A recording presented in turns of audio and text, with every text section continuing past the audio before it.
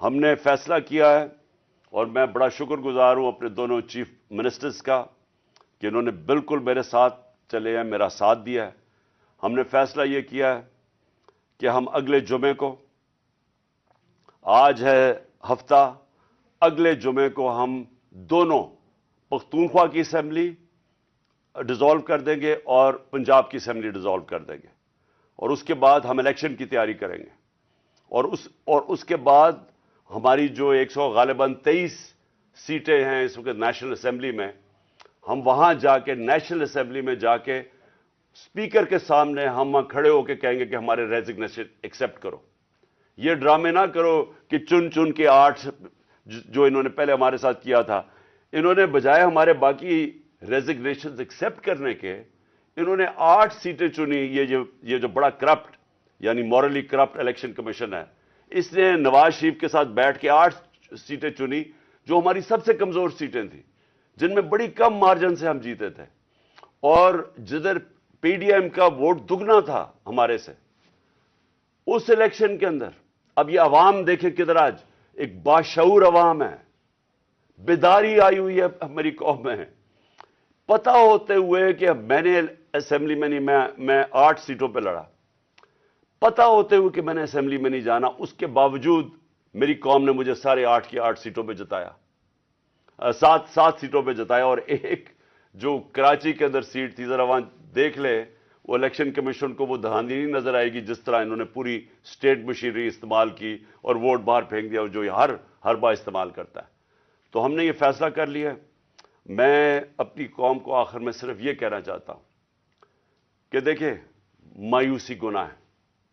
یہ میری نظر میں یہ ایک انسان اپنی جو ڈیوٹی ہے معاشرے کو، اس سے بھاگتا ہے. اصل آپ سب کی ڈیوٹی یہ ہے کہ ہم اب کھڑے ہوں اور ہم ان چوروں کا اور اس کرپٹ نظام کا مقابلہ کریں، اور ہم کریں الیکشن کے ذریعے، اور الیکشن کے ذریعے ان کو سبق سکھائیں آئین اور قانون کے بیچ میں رہتے ہوئے. میں نہیں چاہتا کہ یہاں سری لنکا جیسا سچویشن ہو کہ لوگ سڑکوں کے اوپر آ جائیں اور توڑ پھوڑ ہو. میں چاہتا ہوں کہ ہم الیکشن کے ذریعے ان کو شکست دیں، اور ان کو ایسی شکست دیں کہ یہ ہمیشہ کے لیے ان چوروں کا نام و نشان یہاں سے چلا جائے. اور وہ تب ہوگا جب آپ سب اس کو اپنی ذمہ داری لے کے نکلیں گے. اور میں آپ کو آخر میں یہ کہنا چاہتا ہوں کہ مایوسی جو ہے، میں 3.5 سال گورنمنٹ میں رہا، اس کے باوجود کہ بینکرپٹ گورنمنٹ میں لی، اس کے باوجود کہ ہمارے پاس تجربہ ہی نہیں تھا بالکل. ہم پہلی دفعہ گورنمنٹ میں آئے تھے، ایک کے بعد دوسرا کرائسس تھا. صدی میں ایک دفعہ کرونا جیسا کرائسس آتا ہے، وہ اوپر سے آ گیا، 2 سال وہ رہا. اس کے باوجود پاکستان میں کسی گورنمنٹ نے، جس طرح میں نے کہا کہ جو ملٹری ڈکٹیٹرز کو تو امریکن ڈالرز ملے، ہمیں تو کوئی ڈالرز نہیں ملے. سب سے بہترین ہماری اکنامک پرفارمنس تھی. اس سب کے باوجود اب ہم سمجھ گئے ہیں. مجھے تیسرے اور چوتھے سال میں پوری سمجھ آ گئی کہ یہ گورنمنٹ چلتی کیسے ہے. میں آخر میں صرف آپ کو یہ کہنا چاہتا ہوں، مایوس نہ ہوں. ملک یہ تب اب اٹھے گا جب بڑے اور مشکل فیصلے ہوں گے. یہ مشکل فیصلے ان کے نہیں کہ قیمتیں بڑھاتے جاؤ اور کہو جی مشکل فیصلہ ہے. مشکل فیصلے کا مطلب ملک کے اداروں کو ری اسٹرکچر کریں، اس ملک کے اندر انصاف قائم کریں، رول آف لا قائم کریں.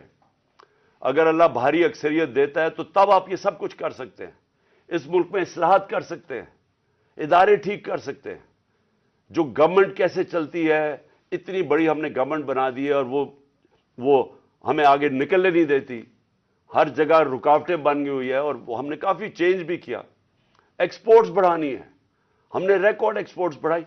کیسے ہم نے ایکسپورٹس بڑھانی ہے اس کا ہم نے پلان بنایا ہوا ہے. اسمال اور میڈیم انڈسٹری کو کیسے کھڑا کرنا ہے جو اصل روزگار دیتی ہے اور دولت میں اضافہ ہوتا ہے. اپنی ایگریکلچر جو زراعت ہے، ہم نے چائنا سے بات کر چکے تھے کہ نئی ٹیکنالوجی ہم لے کے آئیں. بدقسمتی سے کرونا کی وجہ سے 2 سال چائنا بند ہو گیا. وہ جو نئی ٹیکنالوجی سے ہم نے صرف اپنی، اگر ہم وہ چھوڑیں کہ جو چائنا کے اندر وہ پیداوار لیتے ہیں 1 ایکڑ سے، ہم اگر اپنی دگنی کر لیں تو اب یہ سمجھیں کہ پاکستان کے اندر ایک انقلاب آ جائے گا.